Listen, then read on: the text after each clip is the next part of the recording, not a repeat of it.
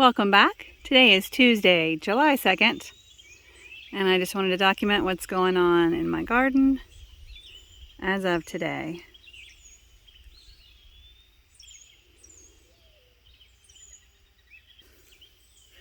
Sweet potatoes are doing great in wall bed 1. They're filling in like crazy so far. I have not cut any of the greenery. I've just been pushing it back into the bed, but if it does get obsessively outside of the bed, I will clip it off and take the greens to the chickens. Wall bed 2 is currently empty. I have to get that refilled with compost this week, just topped back off. And if I recall, I think I'm putting winter squash in here. I would have to look at my garden plan to remember for sure. The calendula flowers are nearing their end with all the heat we've been having. I've collected lots of flower heads, and now I'm collecting seeds as they dry on the plants. Wall bed 4 has watermelon and one accidental cucumber plant in it, and they're doing great. I'm keeping them mostly from growing on the inside of the wall, but I am letting them grow as much as they want on the outside. Wall bed 5 has ever-bearing strawberries that are in their first year. I picked off the rest of the blooms, and I have let them start making babies because I do want them to multiply. All right, 6, 7, and 8 all had potatoes in them earlier in the spring. No, they didn't. This one had kale. Those two had potatoes, but that's all been removed. I have put a mixed salad greens mixture in this bed, and the seeds are just starting to pop up. And down here we have green beans, second round of green bean planting, just starting to pop up. And in the end, I have zucchini that was saved from a previous year's harvest. And I don't know if they're going to come out true to seed. I don't even know how well they're going to, sprout up and grow. This is wall bed number 9. It had Yukon Gold potatoes in it, which have been removed. They are drying inside, and right now I've got a second round of watermelon planted in this bed. I don't know, let's see if anything has come up. It looks like no watermelon have sprouted as of yet. Number 10 is still empty. We're working on an irrigation pipe repair right now. It just needs to be brought up. I don't know if you can see down here. It's just sunk with the dirt as it has sunk over time, so my husband's going to put an extension on it and bring that spigot back up, and this bed will be cleaned out. Number 11 has our cucumbers, which are doing fantastic. I do need to start a second round of cucumbers in the next week or so. Number 12, the beginning, has another variety of ever-bearing strawberries. Again, I pinched off any flowers and I'm letting them make babies. The asparagus is doing good. Sunflowers are coming up. Wildflowers are still blooming, looking lovely. All right, at the end of wall bed number 12, I've got green beans. And I believe I've taken at least 3 harvests from the green beans so far. I'll probably do one more and then pull these plants. I don't know. They're giving nice shade to the roots of the Roma tomatoes. And I do not have any ripe Roma tomatoes yet. It's July 2nd. I didn't expect them to be ready now anyway. Let's see what we can find.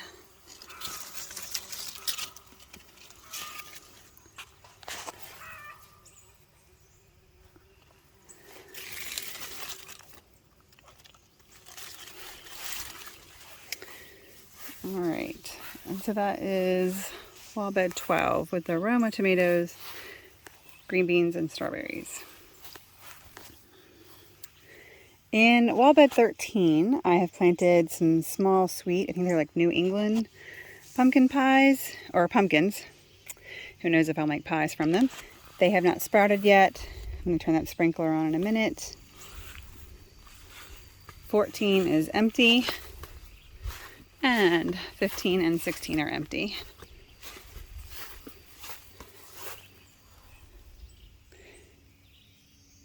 Chamomile going to seed. Wall bed 17 is the quinlet Everbearing strawberries, which are still producing while they're making some babies. And Wallbed 18 has parsley going to seed and sage and a lettuce. Now we will do the beds that are in the ground.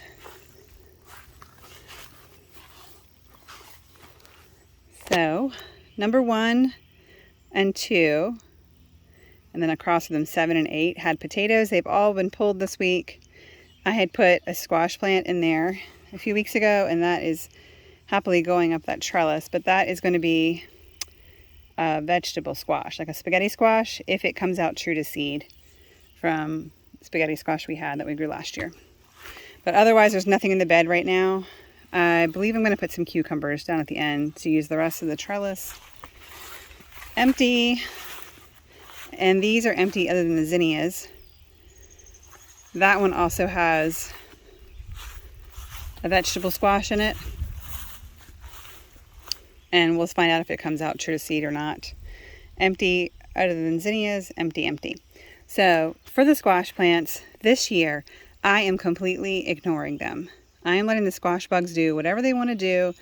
I have done what I can to support the plants and make sure they're as healthy as they can be themselves, but I am ignoring the squash bugs. If the plant can't survive the squash bugs, there's nothing I can do to help them because I can't control the squash bugs. I'm going to have a lot more squash plants before the year is over. Usually my fall ones do better because the bug pressure is less. So we'll see how these do since they were planted a little earlier in June. And as for all these empty beds, I'm going to be putting in more squash and possibly a few more beans. Actually, this one down here does have one item in it. Ground bed number 8 has Trail of Tears, Cherokee Trail of Tears black beans. So those Trail of Tears black beans, I've grown them in the past before, and these are growing from seeds from my previous plants. They love to trellis. They do a great job. When I've grown these before, they actually go all the way to the top of these trellises. So I'm going to put some more on the other side over here. It makes a pretty little covering. The kids like to walk through and pretend it's like a chapel. So that's what's going on with wall beds 1 through 8. Number 9 here has a little bit of calendula on the end, which I'll be taking out soon. But it begins with peppers, pimento peppers, have some red peppers, orange peppers, yellow peppers. We don't need any green peppers because green peppers are actually just unripe peppers. As far as I know, there is no natural green pepper. It just means it was picked too early before the fruit was finished developing. So we let all of our fruits turn color first. Then we have, let's go to the other side. In the middle of ground bed number 9, we have all of our beefsteak tomato plants. I have them in 3 rows of 3, a little walking space in between. I'm glad I did not plant anything in here like squash like I was considering doing because look how shaded it is. Obviously, that way is east, that way is west, so this gets a lot of shade during the day.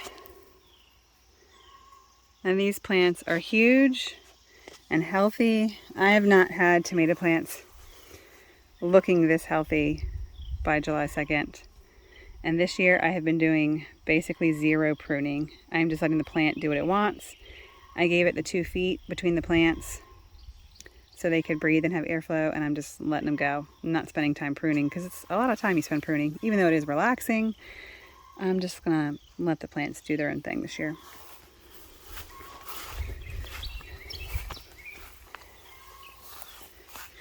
This was a volunteer tomato plant from seeds that dropped last year. It looks like it's a little bit of a crossbreed because it looks like it's a very large style cherry tomato.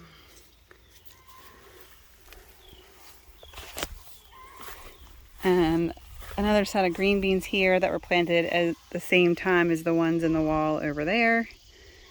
So I've been harvesting these all together each time. Some dahlias, which have been crazily attacked by the Japanese beetles. All right, and ground bed 10 had potatoes and broccoli earlier in the spring. That's all been taken out. There's a little calendula here. and a dahlia there. But what I've put in the bed now, up to like 60 to 70% of it, just before the bricks. So right about here, there are 4 rows of corn. And in the spring, this trellis had English peas, and now it's got pinto beans. So this was just planted on Thursday. So if you count backwards, I think that was the 27th of June. And I have been running a sprinkler, you see back there on the wall, and it covers, I have it turn off here. Sometimes it catches the tomatoes, but mostly not. And I've just been keeping that wet with the sprinkler, and the corn is coming up great. Take a look.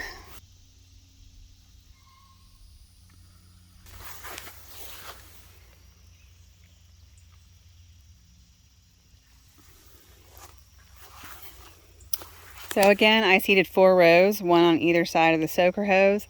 And if they come up kind of thick in one spot and then thinner in another spot, I will transplant a few of the plants to try and make sure I've got even germination the whole way down. We just grow the corns to enjoy fresh eating. I don't try to preserve those in any way. And then the pinto beans are on the trellis. The pinto beans do like to trellis, just not as much as the black beans. So this 4 foot will be fine for what it needs. And these are pinto beans. The seeds were saved from previous years of growing. And now to the rest of the lovely tomato plants. So ground bed 11. Earlier in the spring, there were carrots underneath all these tomato plants. They've been harvested. They're in my fridge. They're delicious. And there's a few different varieties in this row. There's 2 cherry tomatoes at the beginning. And the cherries are ripening first. We've been eating a few of those. This is a rose tomato plant. First time I've grown one. It does have good fruit. It's making good sized tomatoes. And I wanted to show you. This was done many months ago, this label. And it's with that UV safe marker. So it hasn't faded at all. Granted, it's been facing like southeast a little bit. East southeast, so the sun isn't on it all day long. Over here we have a Thornburn terracotta. And I think this might be my first ripe and edible larger tomato. Starting to turn a little orangish there. And there's another one over here.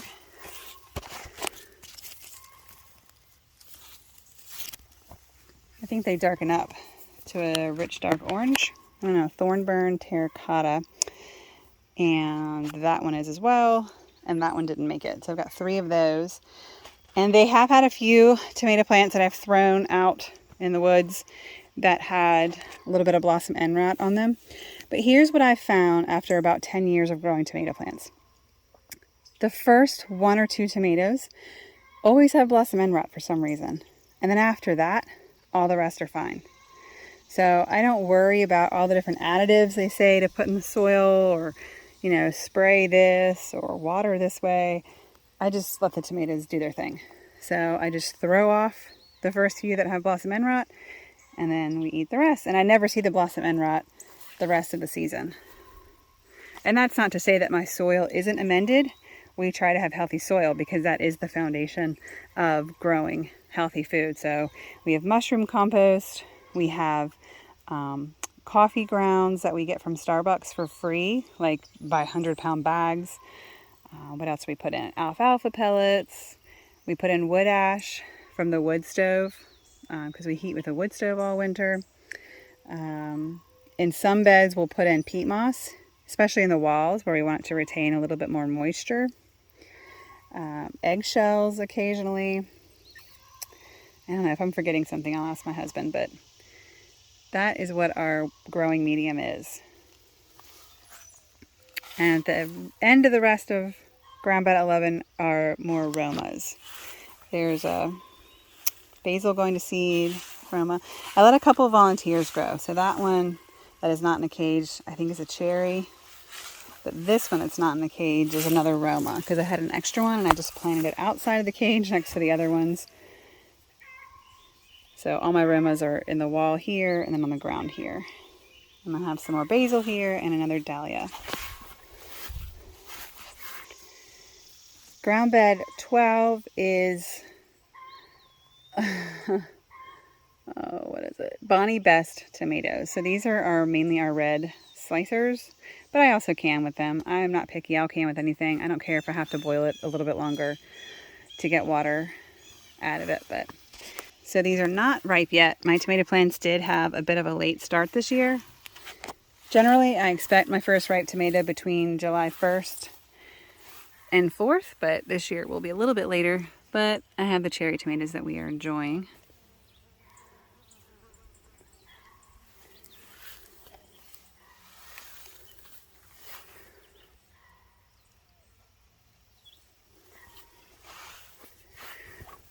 In the beginning, I did trim a little bit to keep some of the leaves off the bottom, but since then I'm not trimming anything.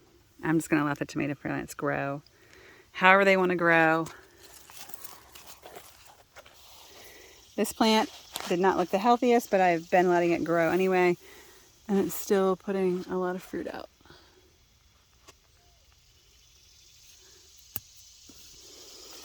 And also, if you recall, if you've been here before, ground bed 12 had onions underneath the tomato plants, and we pulled those a few days ago.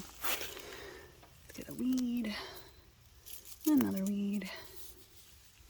So the onions have been pulled and they're drying. So these are the Bonnie Best tomatoes. And at the end, I have 2 or 3 plants that are Cherokee Purple. And they're not ripe yet either. But there are lots of them growing. This one's got a little damage. I'm going to go ahead and snap that one off. That looks like the result of maybe a hornworm. I doubt anything else got in there from the top to peck it. So I'm going to throw that in the woods and get my good throwing hand so I don't embarrass myself. Okay.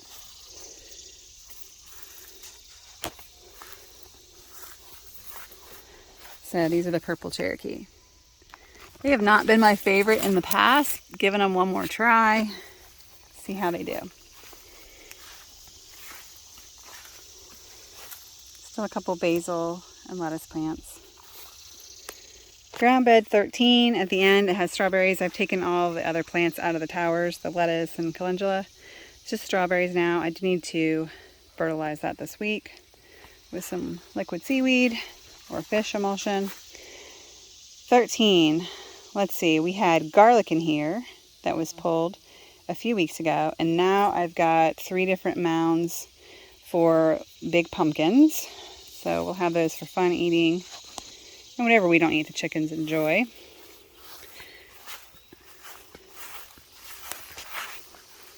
And here's where I planted one more test round of the vegetable squash from seed that we saved from last year, which may be cross-pollinated. You've heard me say this before. So I don't know if it's going to come out true to seed, but we're giving it a try just to see. And some plants have died back from the squash bugs, but the rest look like they're doing pretty well. I just come in and push the plant back in the bed when it tries to grow out, so I'm going to tuck that one in when I get over there. This trellis has Dad's Sunset, which is an orange tomato.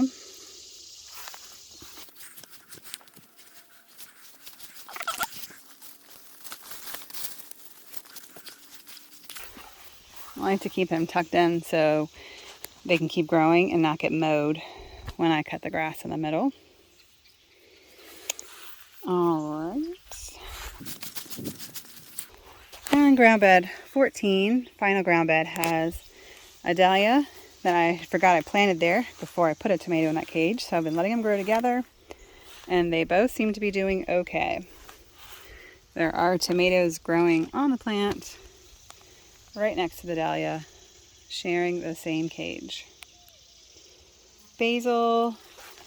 This is going to be an orange type of cherry tomato. So, look, I haven't even checked these yet. These are probably ready for the picking. Let's get one. I'll put you in the shade. Does that help? There we go. So that's going to be an orange cherry tomato. Basil and everything else in here are orange tomatoes. They are Golden Jubilee, which are my favorites. Doing well. I have more basil in the bottom. Everybody's healthy and happy. I ran out of my round trellises, and that's why I used some tall ones here, because I like those round ones a lot. The tomato grows up in there, and whichever way it tries to lean, the cage catches it, and the branches grow out through the holes in the cage. I have not pinned these up at all. I've just weaved them a little bit back and forth to keep them semi-upright. And if a branch starts trying to grow out here, I'll just snap it off.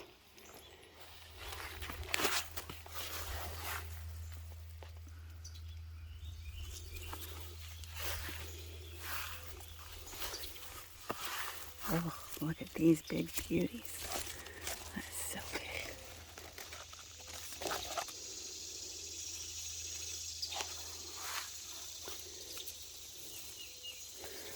So I'm going to twist that back in.